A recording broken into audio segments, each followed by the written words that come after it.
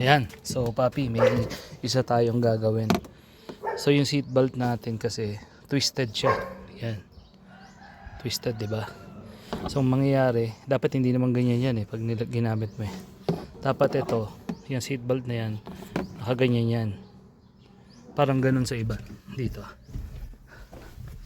Ayan, pag tinignan mo, nakaganyan talaga yung seatbelt niya. So ang gagawin natin dyan,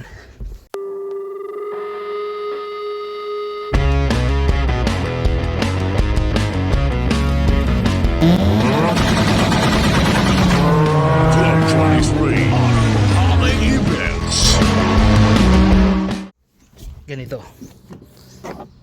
Ayan, mali kasi. Dapat ito, nandito. So hilahin mo ng sagad.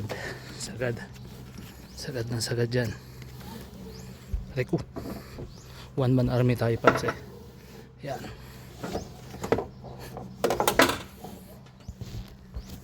Yan, so hanggang sagad na, no? Since nahila ko na ng sagad para may pwersa tayo. Yan, nakaganyan kasi yung seatbelt niya. So dapat nakaganyan. So ang gagawin natin, ito, itutupi natin to.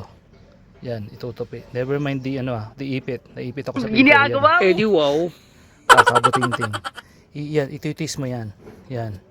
Yan, pag ganyan ang gawa dyan. Tapos, hihilahin natin ito, pababa, dahan-dahan. Sige, gawin ko muna. Ayan, nakita nyo na. Gumanyan na siya. Babalik ta rin natin. Ito, ipapaganyan natin yan. Sige, hila lang. Sorry, sensya na mga paps, one man army tayo. So, dire-diretso mo lang hilahin. Tapos itong baba, nakapaganyan. Okay? Sige.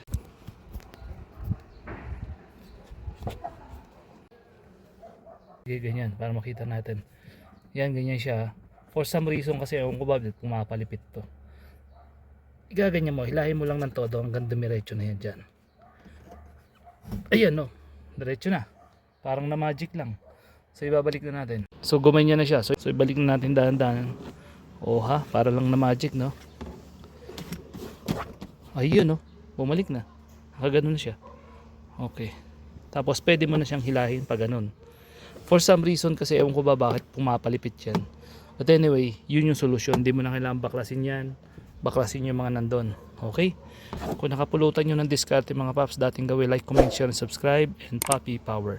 Ngayon, kung gusto mong palipitin uli, gawin mo lang yung ginawa ko.